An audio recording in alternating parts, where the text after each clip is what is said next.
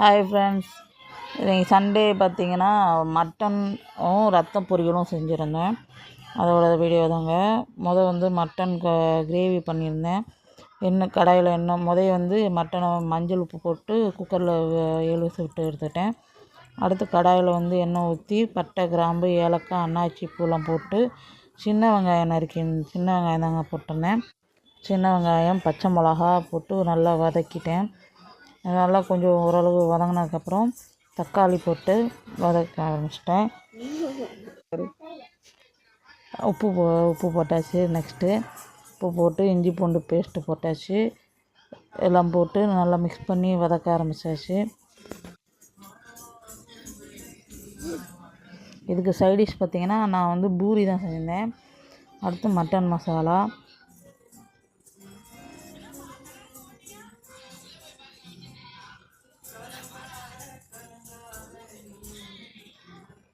Mutton மசாலாவுக்கு அப்புறம் பார்த்திங்கன்னா மஞ்சத்தூள். எங்கள் பாப்பாக்காக கொஞ்சம் மட்டன் வேக வச்ச தண்ணியை எடுத்துருந்தேன்.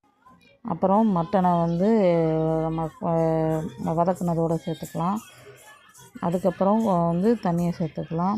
இதை போட்டு மசாலாவோட லேசாக ஒரு கிளறிட்டு தான் தண்ணி ஊற்றினேன்.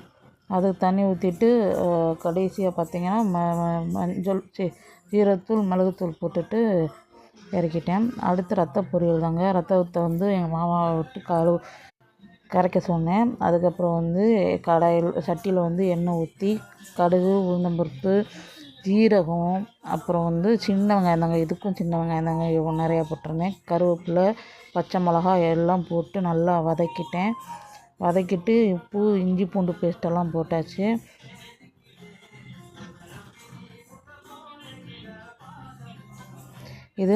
இந்த ரத்த பொரியல் வந்து நான் ஃபஸ்ட்டு செய்கிறேன்.